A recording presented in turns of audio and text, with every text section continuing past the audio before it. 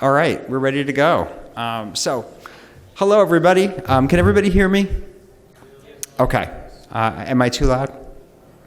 Okay, hopefully not. So thanks for coming this afternoon. My name is Jay Minkarah, and I am Executive Director of the Nashua Regional Planning Commission, and I have pretty much no subject matter expertise, so I'm happy to convey questions, but don't ask me. So how I wound up behind the podium is in the Nashua region just about 2 years ago, at the urging of one of our commissioners, we started looking into what it would take to electrify the school bus fleets in our region. And it's been a long journey. We pulled together an ad hoc group, local officials, planning types of people. We brought in people from New Hampshire Department of Environmental Services, and that's actually where I connected with Chris, who used to be at DES. Hi, Chris.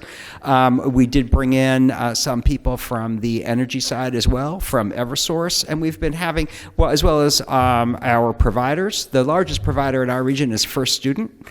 So we had them at the table, and we also started to meet more people like Jim Anderson from Bluebird. So this has really been a journey. It's an ad hoc group. We've been meeting periodically, trying to figure out what we can do to make it happen. And we haven't gotten there yet, but we're still trying. There's obviously a lot of opportunities out there now, but I'm really excited to be here today. I think we've got some really good panelists. Unfortunately, none of them could come in person, so everybody is going to be remote. Hopefully, we're going to be able to make this work. So what I'm going to start off doing, I've introduced myself. I'm going to ask each of our panelists to just briefly introduce themselves as well, and then we're going to dive into a little bit more substance. I've got a few questions I know I want to ask each of them, and then I thought we could open it up to the floor after that, if that's okay with everyone. So just kind of starting off, Barry, if I could ask you to introduce yourself and just describe your position and maybe just a word or two about the Champlain Valley School District. So I'm Barry Russell, the Transportation Director for Champlain Valley School District. We have roughly 4,000 plus students here with us. We do 50 plus runs a day, 58 buses in our fleet or so, and we currently have 2 electric buses.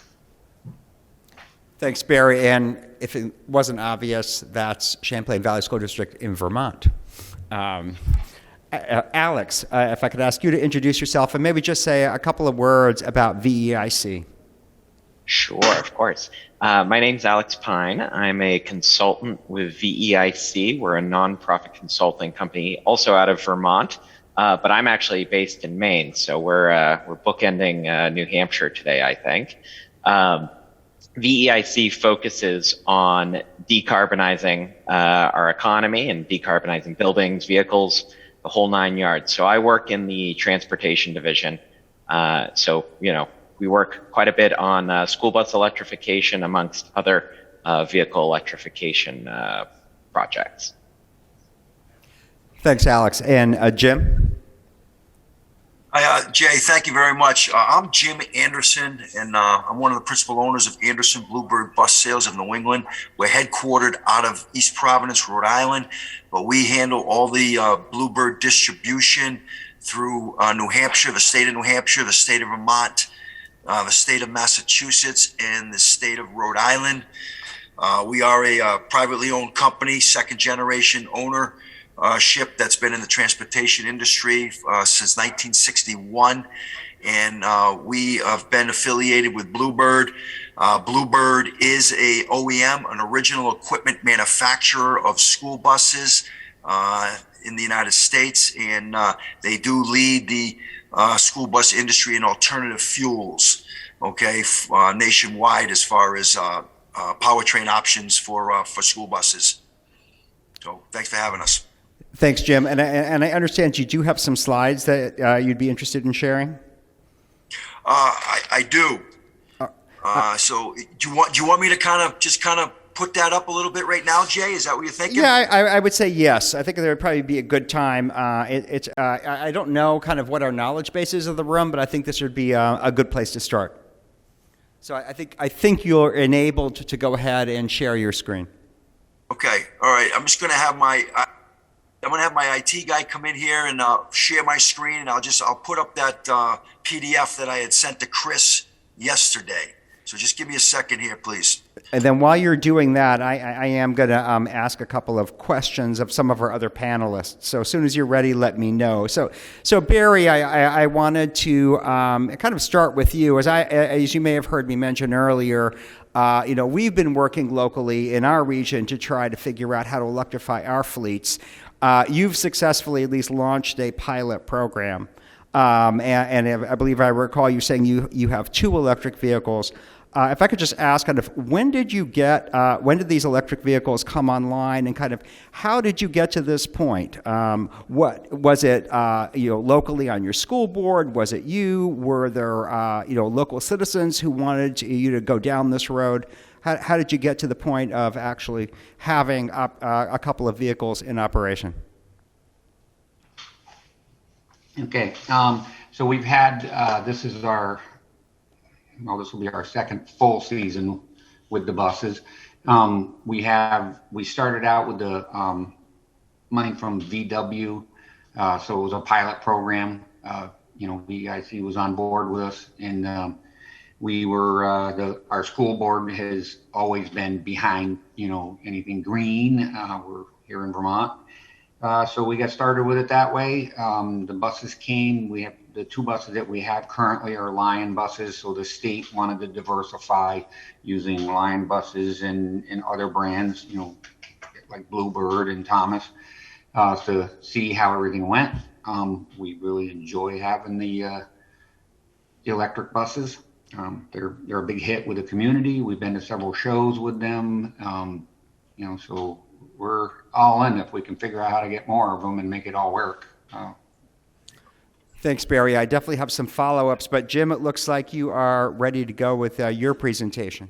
Yeah, I'm not gonna. What I'm gonna do here, Jay, just so I can address the audience. Okay, this is a slide presentation PowerPoint that we put together for our customers. Okay, so I'm not gonna go through this line for slide for slide. I'm gonna highlight it and just go to some of the major pictures that I wanted to just show the group.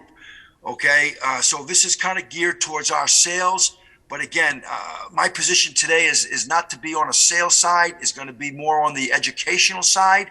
Okay, so if you just give me a minute, I can kind of flip through this here. I'm not going to hit every slide. Okay, if anybody has any questions, they can ask. I've already kind of introduced myself here, so I'm just going to kind of flip through and just give you a little bit of a snapshot here. I will stop here if I could and just give you a little brief history of Bluebird again, because I'm not really sure who's in the audience, so just respectfully just take me for being virtual. But if there are participants that are in the audience that aren't really familiar with who Bluebird is, Bluebird is a U.S. bus manufacturer, and they were the first original school bus manufacturer in the United States that built the first school bus in 1927. Okay, and they've been an exclusive school bus manufacturer there since, they build basically an exclusive product. Okay, that meets all the safety standards. So that's a little bit about Bluebird. And what I wanted to show you here is these are just the products that we do offer us in alternative fuels. I know we've had there's a big buzz in the marketplace today about electric, and that's what hopefully we'll talk more about today. But they do offer all their alternative fuels in propane, CNG, gasoline. But these are the products visually. Okay, so you can understand the Type C and the Type D products. And then this is the Type A product. Okay, and all these products here have all assets of alternative fuels. Okay, one thing that Chris mentioned to me that I wanted to make sure I explained to the audience, that there is nothing different with this electric school bus that we're going to talk about today than any other bus that we build. So all safety criteria, all crash testing, okay, all of that is all exactly the same. the biggest benefit is we're going to reduce emissions, and I think that's what Jay mentioned from the very beginning on his keynote. Is that's really what we're going to do is eliminate emissions, and taking combustion engines out will eliminate obviously pollutants and eliminate obviously providing a positive environment impact with eliminating lubrications and oils and whatnot. And the other big thing is reducing maintenance. And I know Barry could probably communicate about that as a transportation director, but the maintenance is completely eliminated as far as a powertrain maintenance. Okay, these components here. And this just gives you a little snapshot of how the batteries and the components are laid in the bus. Okay, on the top slide there, the Type C, you notice the gray shaded area in between the frame rails is where our battery packs are, just to kind of give you an idea. And on the Type C product, which is the above product, the conventional, all the thermal management system and all the electronic components are in the front of the bus. And on the Type D, okay, is in the rear of the bus, just for a little bit of distinction there. Okay, and then this just gives you a little bit of snapshot of what the battery packs look like in these buses here. Okay, and if I'm moving too quick, I don't want to spend a lot of time on this. I just wanted to give the audience a little perception of what we're talking about. That's caged in underneath the frame rail where the battery packs are. These are driven by a drive motor, okay, which is a direct drive motor to the rear axle. Obviously a propeller shaft, that's what it looks like underneath the bus, okay, with a normal drive shaft that's going to propel the rear axle to power the bus. And then this here, we can get into more discussion, but this is the thermal management system, okay, that is really tied into the fully electric compulsion of keeping batteries warm, adhering to cold weather. We can get into a little bit later. Again, I don't want to spend a lot of time on this right now, okay, but there are high voltage modules, things like that. This all adheres to safety. You see orange. Orange is industry standard in the electrical business for high voltage. Okay, that's industry standard, whether it's a bus or it's a building. Okay, and then again, telematics that are all incorporated in it. Dash gear. Not going to spend much time on any of this here. Okay, operating modes. Okay, this is very exciting here with regenerative braking. I can get into that if there are questions from the audience.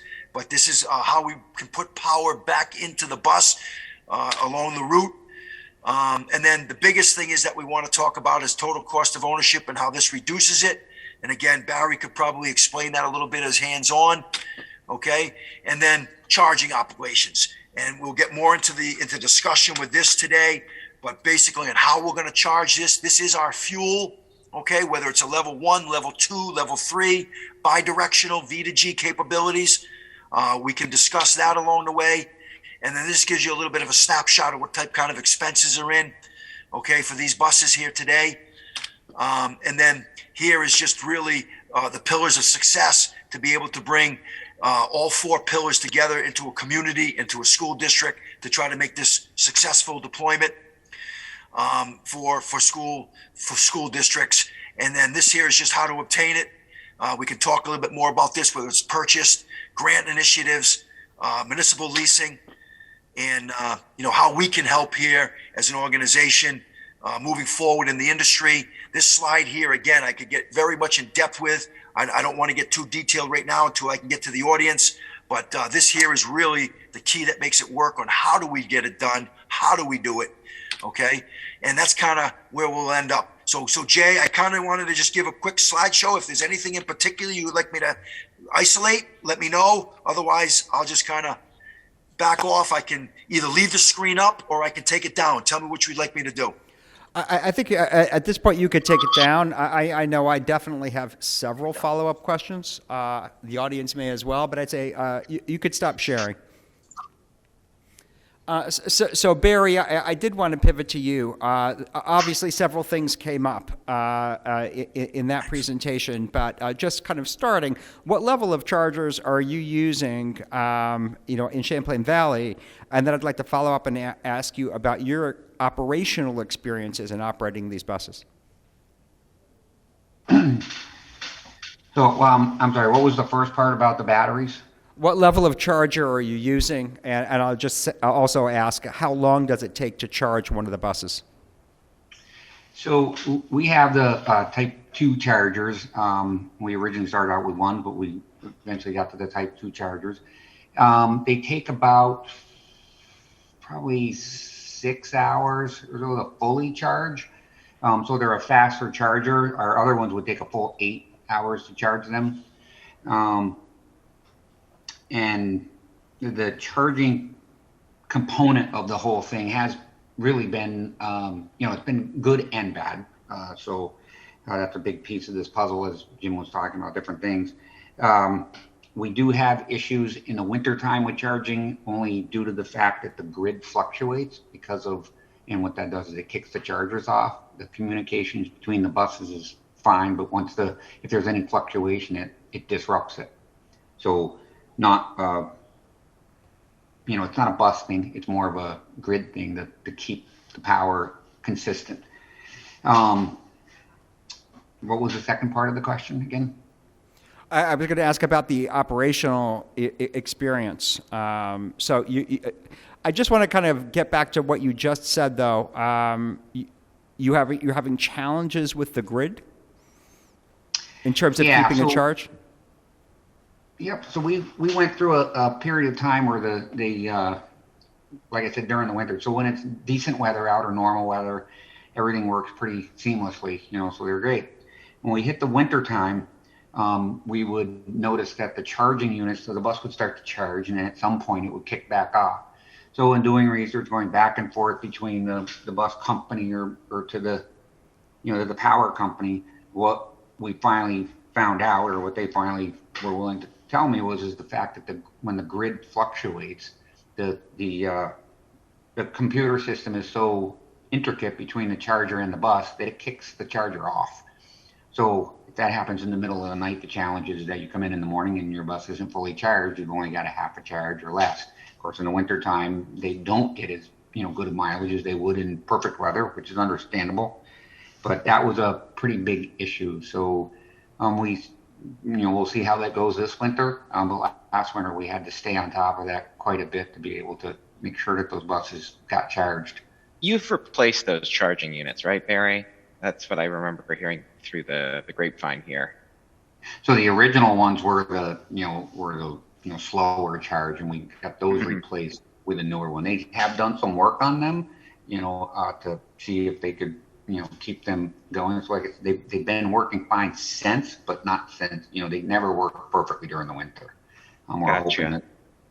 And really, what we figured out is almost a little bit of a maybe a connection piece with the grid, is that if you charge the bus, you plug it in, and if you waited maybe 5-10 minutes, you would notice that that's when they would kick off. So they were kicking off early in the process, not they didn't charge for 4 hours and then quit. So as soon as it was pulling full power, if there was that fluctuation, they kicked off. If you waited long enough, it was on that you could actually get them to kick off. We would just reset the whole system, and then they would come back on again. And why that was continuous, we're not really sure.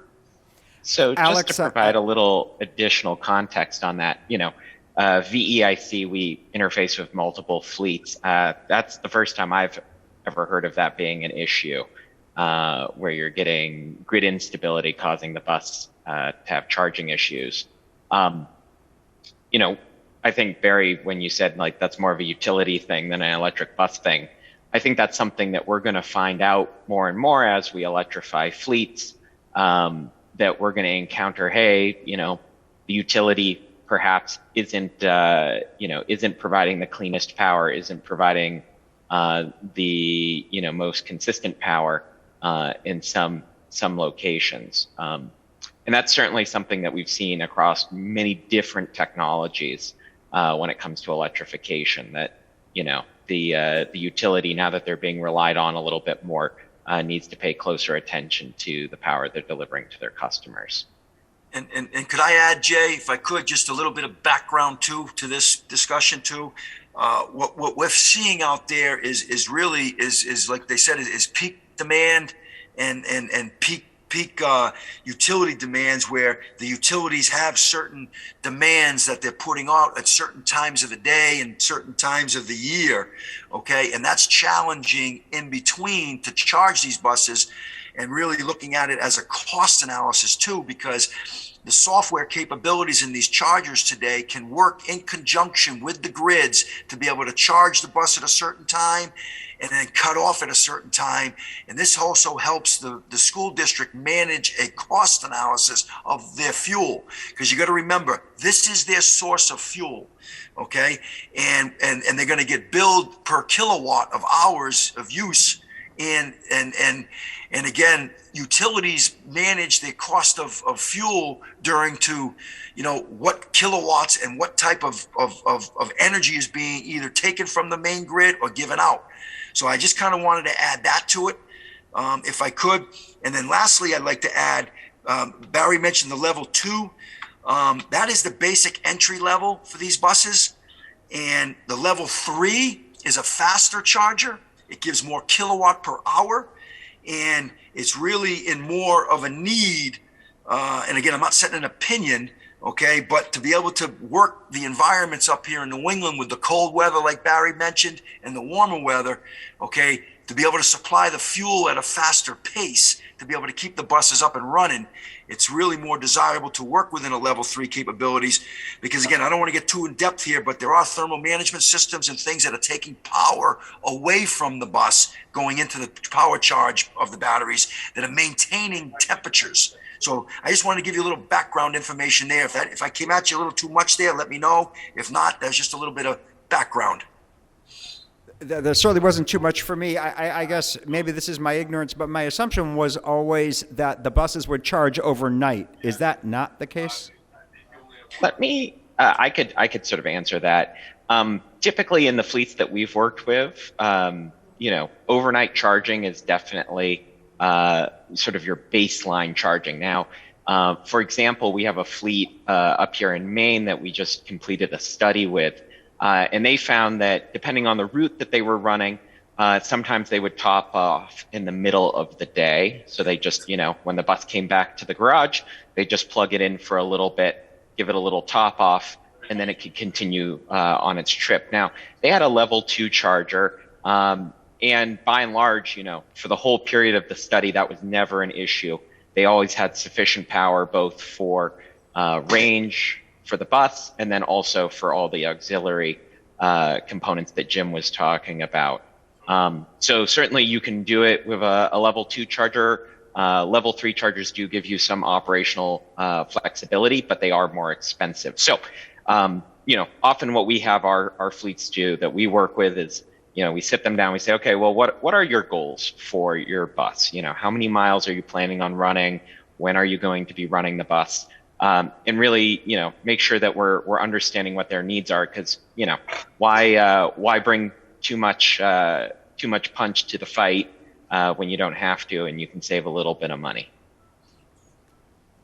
Yes, I'll agree with that. Yes, and that's the common denominator that you're trying to find, because we got to remember, we still got to be operational. We still got to pick kids up at school. Exactly. The school bus, and Barry hears it. If that school bus is not at bus stop 125 at 8:05, okay, the parents are calling. So we've got to juggle that, and that's the big, I don't want to say mission, but that's the logistics that are going into this new powertrain, and trying to conquer that where that sweet spot is, Alex, as you said.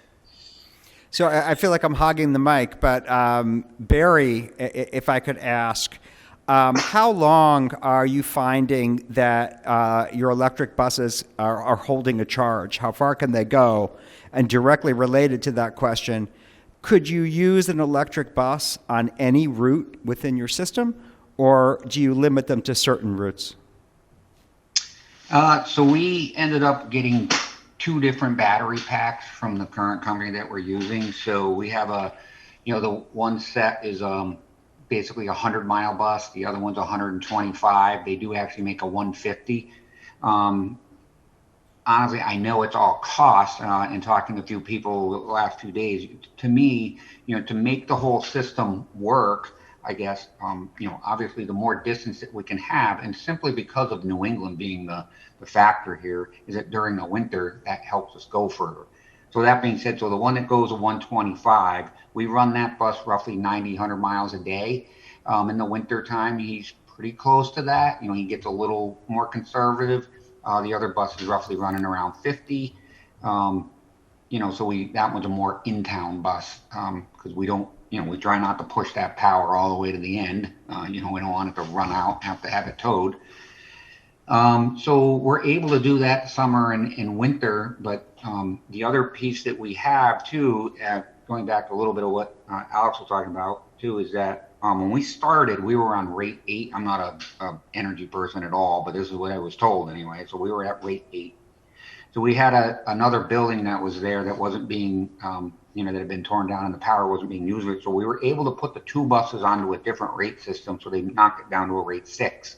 So it obviously has a kilowatt cap to it. We don't exceed that. So without any penalties from the power company, we can charge those buses anytime during the day. So as he says, we can come back in, we can charge as much as we want. So that being said, we've allowed over the course of this year to be able to push those buses further in the wintertime because we can come back in because, they draw harder, we're on hills in the cold, but we can recharge them again without having any fines sent to us because we were using peak power.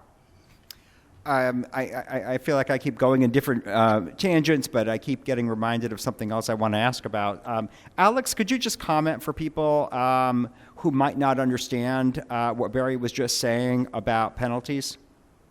Sure, of course. So what both Jim and Barry have talked about is a concept called a demand charge. And what that basically means is, the utility, they build power lines, they build transformers generating capacity, and they have all that sized for a specific amount of use from all of their customers, right? And so what they want to do is they want to limit the amount of power that people are drawing instantaneously. And when I say people, really large industry. So, they don't want your factory drawing 3 times what they're expecting to, start up a bunch of machinery all at once. And so what they do to disincentivize that so that they don't have to, build a grid that's 3 times bigger than it needs to be on an average basis is they have this mechanism called a demand charge. And so they basically say, okay, you're a, commercial electricity rate 6, whatever it is. And that means that if you exceed 10 kilowatts of draw at any point during the day, we will charge you an additional fee if you do that. And then the energy beyond that threshold will be more expensive. So instead of paying 10 cents a kilowatt hour, you're going to pay 20, right? And the idea there is that you, as the ratepayer, will go, oh man, that's really expensive. Maybe I'm not going to turn on all of my machinery all at once. And traditionally that really was more for manufacturing, for heavy power users, not for schools, not for, smaller businesses, not for residential. Well, now that we're seeing more electrification, both of buildings and of vehicles, utilities are starting to say, well, you're using more power, so we're going to put you in this rate class where we will say, hey, if you pull more than this certain amount, we're going to charge you for that.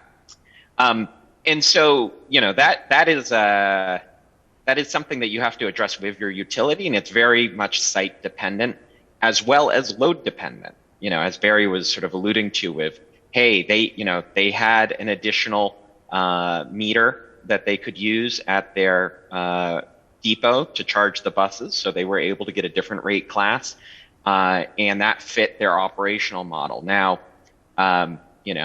it really depends. How many buses do you have?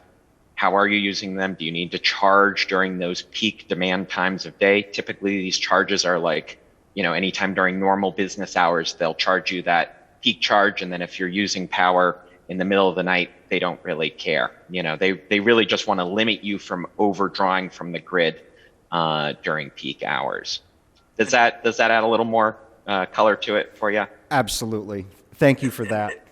And Jay, if I could just add a little something to that, Jay, on the charger side now, okay, what I'm finding and what I'm experiencing out in the field is they have really sophisticated software packages that they're utilizing, and the charger companies, okay, are actually, working their software, okay, to coincide and work in conditions of what Alex had just mentioned with the utility. So that's where that whole integration is coming together, okay, and they're fine-tuning that and trying to really learn that, okay, and how to set that software up, okay, so it kicks on and kicks off when it needs. And it's not only on the utility side, but it's on the software charging side too. So I just kind of wanted to throw that out there. That makes sense. I still have several more questions I'd like to ask, but I'd like to open it up to the audience. I have to pass this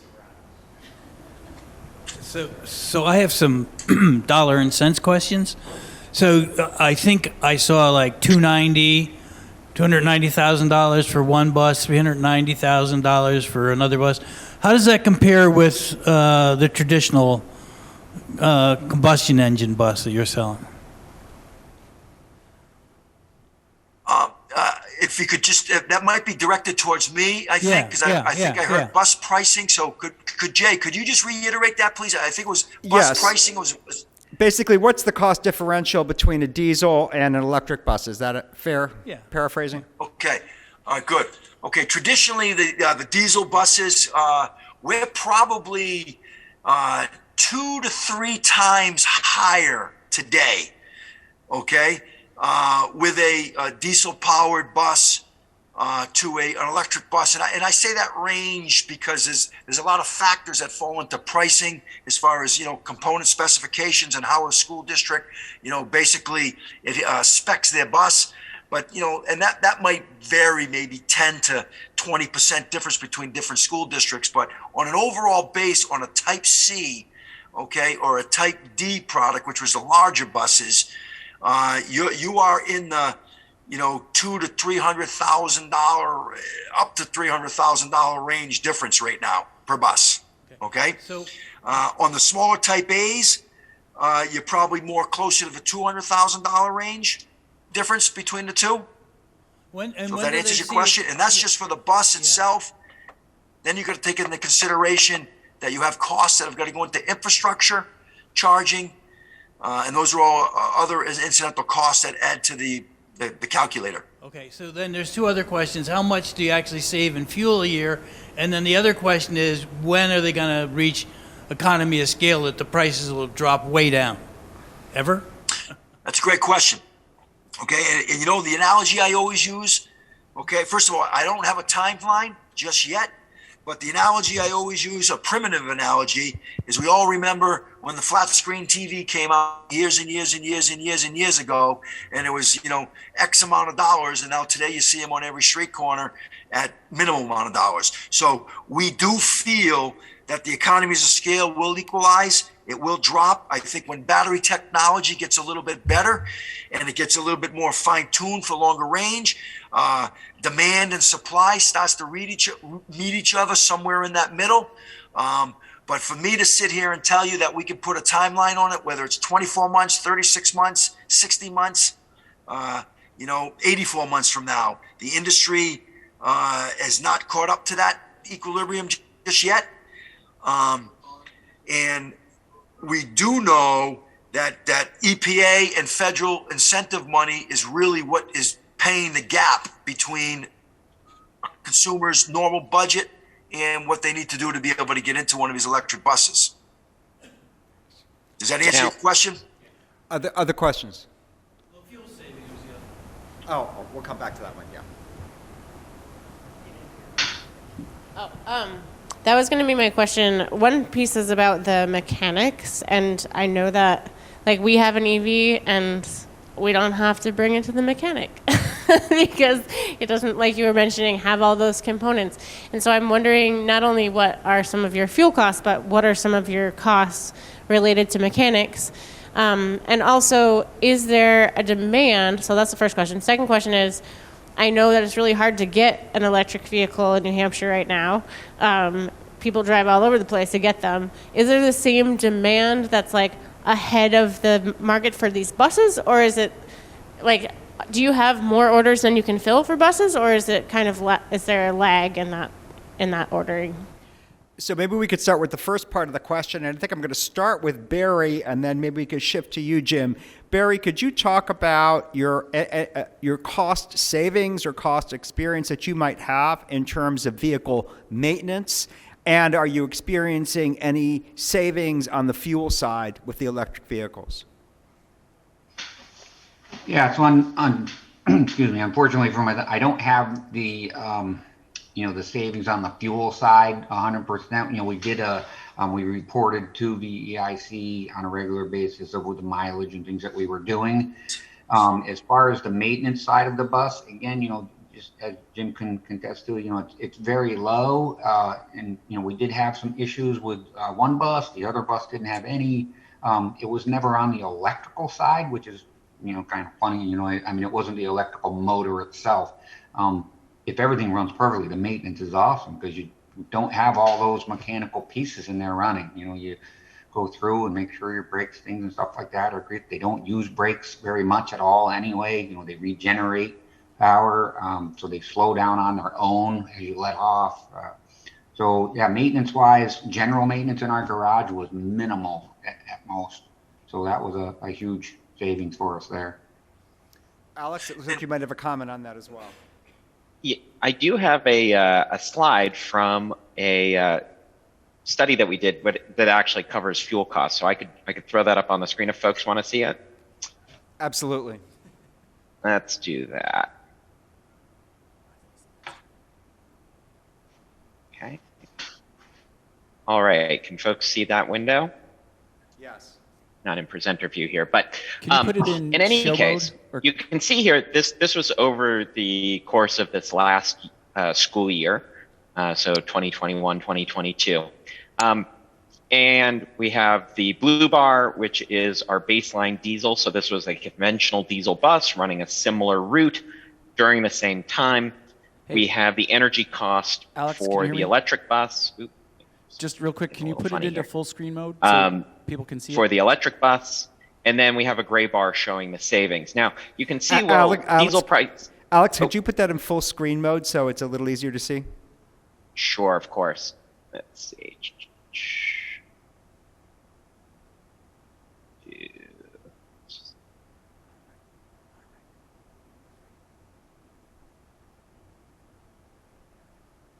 All right. Can folks see that now?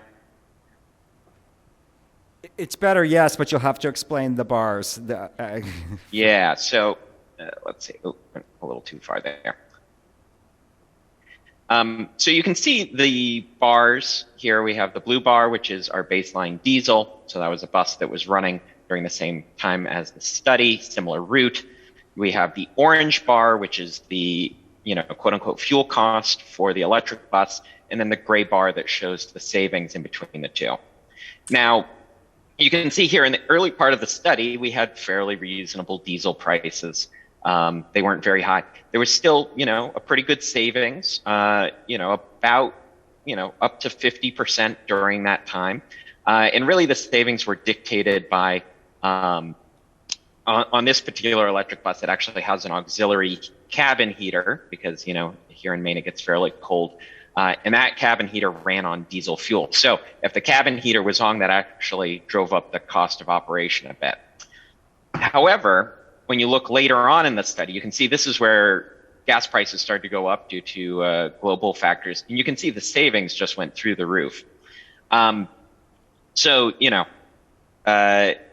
Savings is directly tied to the efficiency of the vehicle. And you can see that here as well. You have the blue bar representing the electric bus and the orange bar representing the diesel bus.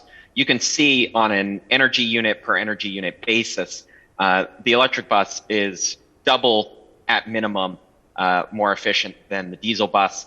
And during the warmer times of the year, actually got up to be 3 times as efficient.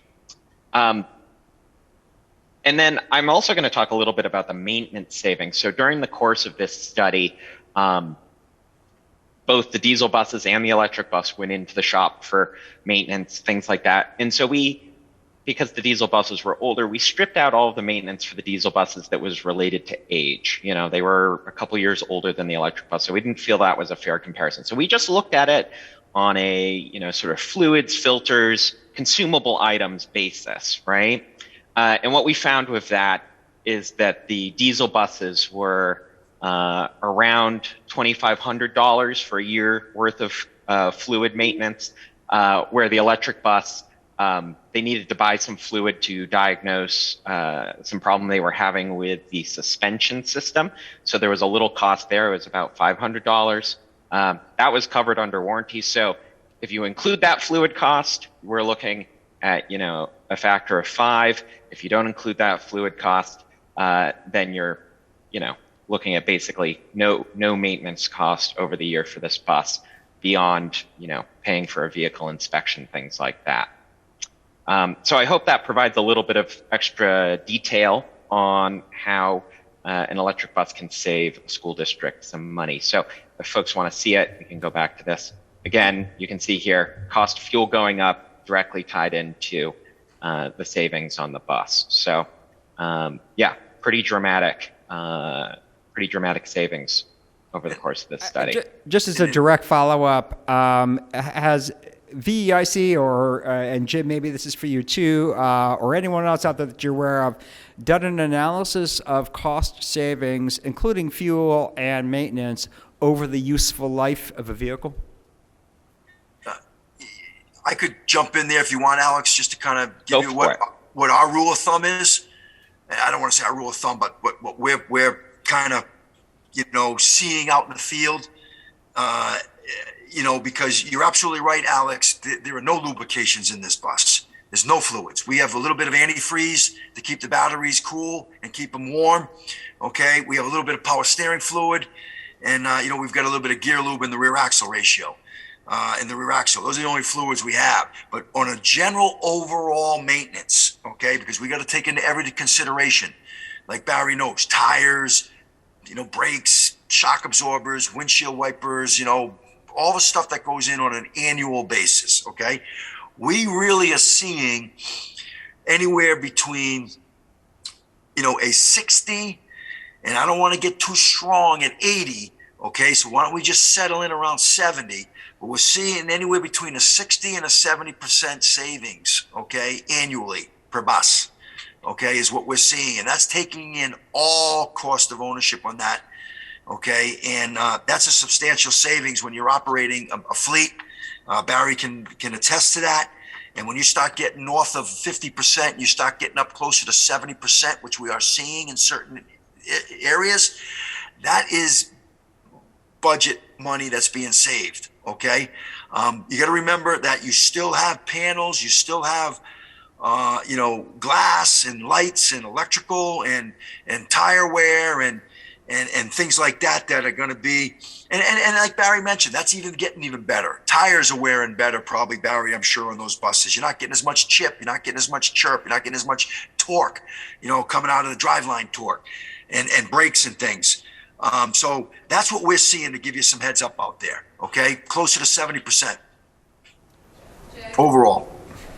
I'm wondering, and I feel really bad about this, but with my school board hat on, always trying to shave money off the budget, never wanting to take someone's job away, are there any personnel savings? You know, if these buses are so much easier to maintain, do you need less people sort of on your transportation and facility crew at the school?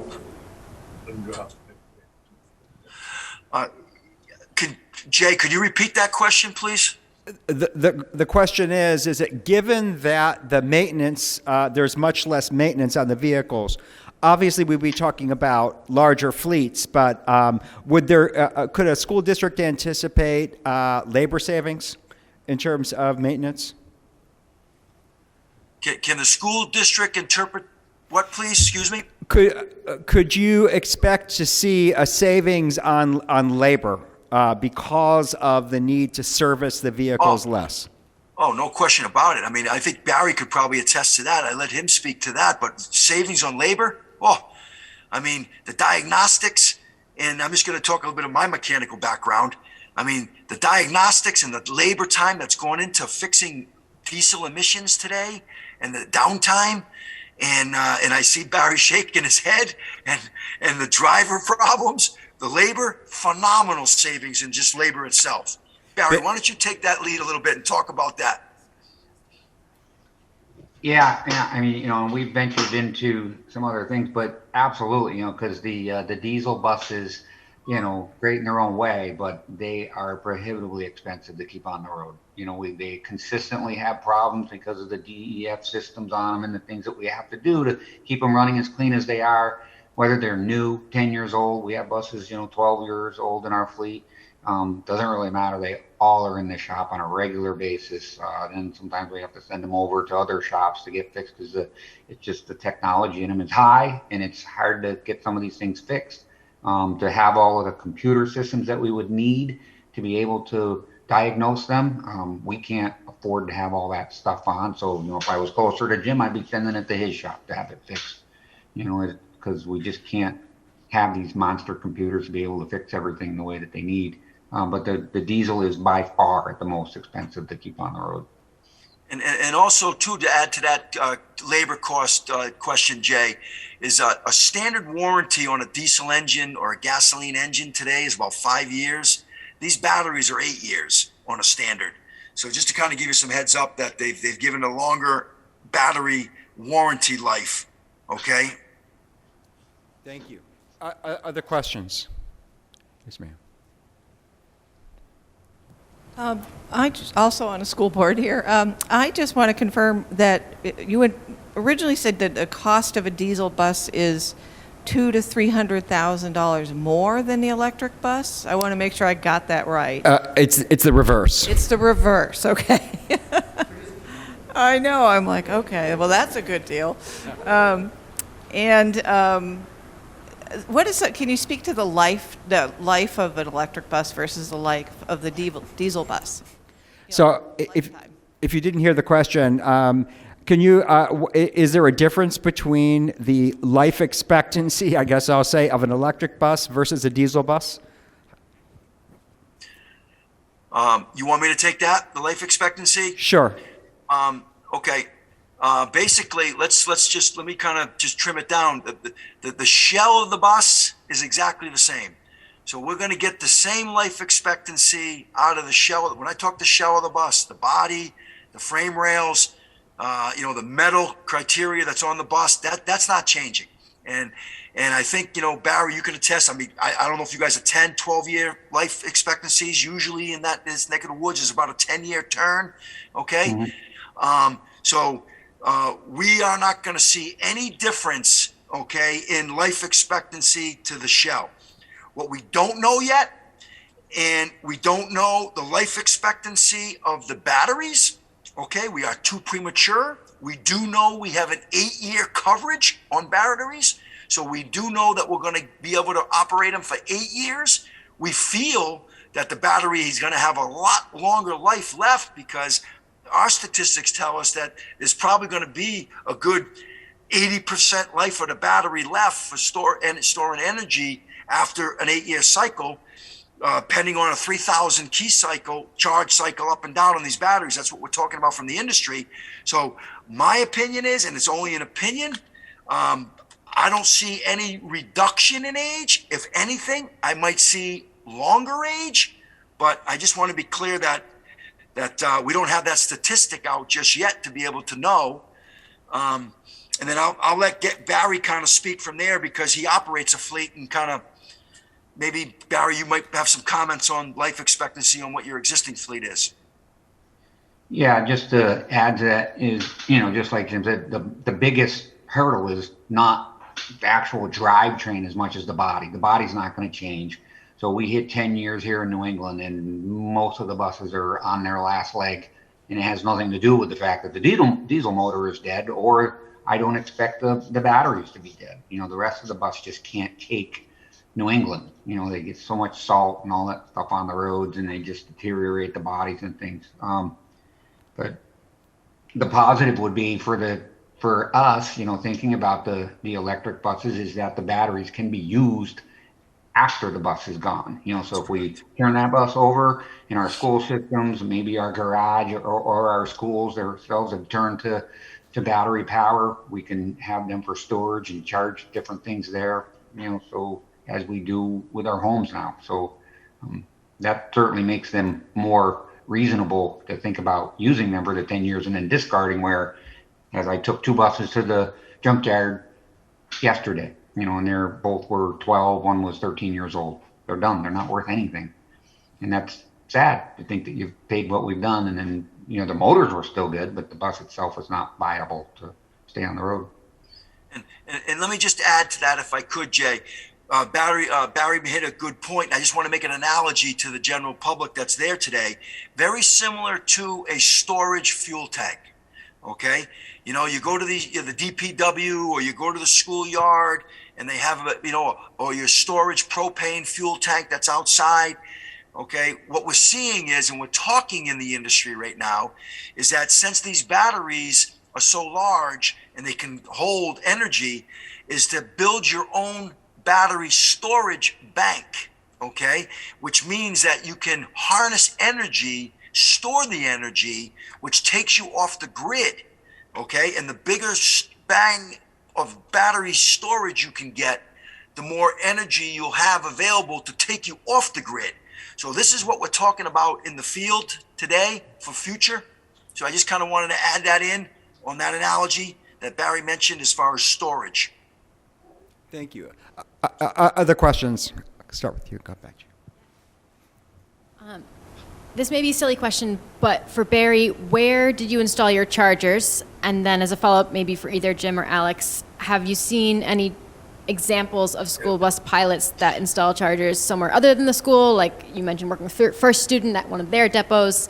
So where do we put these chargers and how are you using them? Did you hear the question, Barry? No, can you repeat that for me? So where did you install your chargers as a starting point?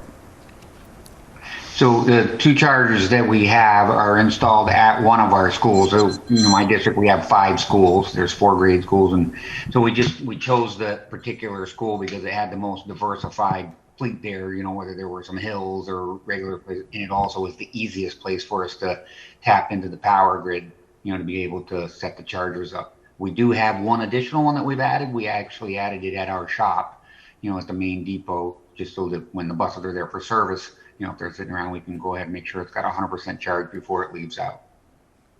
Maybe I could just ask Alex. Alex, is that typically what you're seeing, or are you seeing other alternatives in terms of where school districts are locating their chargers? Yeah, so with chargers, typically what you're doing is you want to make sure that the charger is as close to your source of power as possible and as close to the bus as possible. So, if you sort of deviate from either of those, so either you're far away from your electrical panel or, further away from the bus, that's going to add additional construction costs. Typically what's driving charger installation right now is just purely a cost thing. So, for example, the bus that was in that study I was just showing you, they had an outbuilding that had electrical service that was right next to where the buses are parked, and they just hung the charger on the wall. Other school districts that maybe don't have a building that close to their bus parking area, sometimes they'll trench and they'll put a charger on a post near where the bus is parked on a pedestal. But really, in terms of siting it, you just need it to be close enough to the bus so you can plug it in.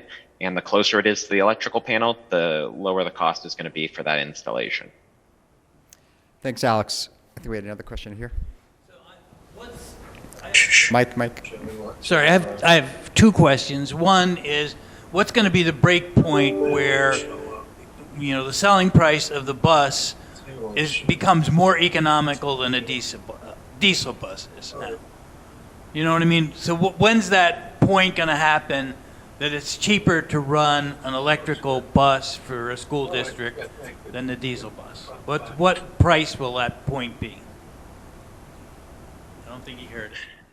I'm sorry, I couldn't hear the question. So, when or at what point will we reach parity between electric buses and diesel buses in terms of cost? In terms of total cost of ownership, Is that what you meant, or or acquisition? just purchase price? Total cost of ownership. Yeah, total price. That's So- a good question. Do Yeah, do you have any statistics on that, Alex? I mean, I could give you, what are you thinking? I mean, I know the bus cost is going to be, call it 3 times more today. Maintenance cost is better than 50% savings, if not 70%. So that equalization, I'd have to run it on a calculator, but I mean, you got to be within what, 5 to 7 years? Yeah, TCO, total cost of ownership, you're right now, just because it is a newer technology, we don't have fleets that have been on the road for years and years and years now to use as data points.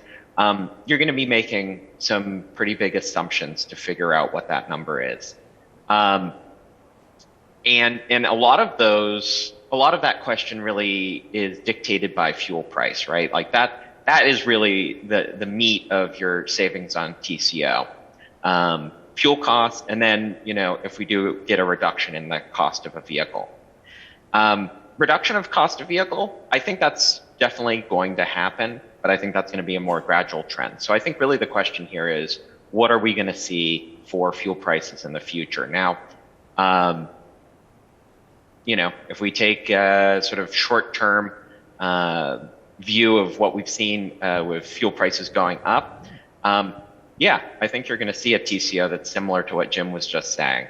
Now, again, it's hard to say without a crystal ball or without, 10 years of historic data.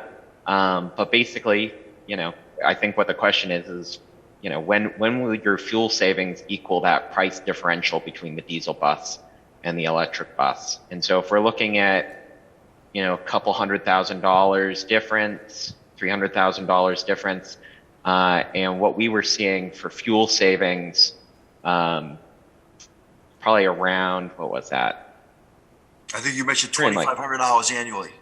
Yeah, $2,500. Well, that was maintenance. That was maintenance cost for the diesel. But yeah, you're probably around 25 to 3,000 based on last year's diesel price. Now, this year's diesel price, you're probably going to double that, right? So, based on that, yeah, just under 10 years. Right. Traditionally, the industry's always had a 5-year amortization. Most school districts want to depreciate and amortize their school bus over 5 years on their budget expense. And then they usually operate them for 5 years, clean a budget with maintenance. Because you're not heavy, and Barry can attest this, you're not heavy on maintenance and repairs in the first 5 years. You're heavy on from 5 years to 10 years. So that's where that equalization is going to be. Somewhere between that, I don't know, maybe 7-year period could be aggressive, but maybe it's there. Barry, your thoughts on that? Would you have any thoughts there or not? Yeah, that sounds about right. For sure they are. In the beginning, they're not as heavy on, and of course we run ours longer because we're private. We own all the buses for the bus company, so we can keep them on the road longer. We don't have any deadlines for when a bus leaves the fleet. As long as it'll go. But on average, most of our buses are running about, probably closer to 150,000, maybe 125,000 before they're offline. We do have some that have gone close to 200,000. I know they can go further than that, but that's just where the motors are at, so again, they're still running fine. And then fuel prices, just to add back in, just to give you an idea what fuel cost was when it spiked, of course, in our fleet. So running roughly those 50 some buses a day, we were running around 24,000 a month. And then when the fuel price spiked, that doubled. Instantly in 1 month. That's a month. Follow-up question? Yeah, so. 12 months. Yeah. 8 months a year you run, 9 months a year. We got it. Well, hold up, Jim. We got another question. Okay, so the title of this was The Magical School Bus. Could you guys tell us what you think is magical about the new school buses? I'm going to come back to that question if you don't mind, because we're running low on time, and we have another gentleman here who I'd like to make sure we get his question, but let's come back to that. Yeah, this is more of a, I guess, emergency situation that could happen. Do the buses run on just standard J17, 72, 74 plugs? Like, could they use city infrastructure to charge in the case of emergencies, either level 2 or level 3? I can answer that question. So the question was, in a situation where the dedicated chargers for the bus are not available, like an emergency, could the buses charge on publicly available chargers? And the answer is, it depends on the manufacturer, but many manufacturers will be compliant with that standard. I know there are a couple that only accept higher power ratings. They can't dial back their ratings on the bus to match just sort of a household charger, but many of them can. Really, the biggest concern when it comes down to publicly accessible charging for these buses is the physical size of the vehicle. Most of those chargers are going to be installed in a traditional parking lot or a parking space that's not going to have as much room. So the bus is going to have to parallel park across the parking lot or, edge in sort of a funny way to access that charger. But absolutely, if the bus manufacturer supports it, then the bus can charge off of a standard J1772 plug. And Jay, I'd like to just, a plug for the Magic Bus question. I think that is something that we haven't talked about in this presentation yet. We're talking about all the nitty gritty of the operational, but really, these buses are phenomenal from a performance standpoint, from a driver comfort standpoint, which, hiring drivers right now is really difficult. If you can improve, and this is something we've seen across multiple fleets, that the drivers say it's a better working environment. They prefer the electric bus. It's quiet, it's clean.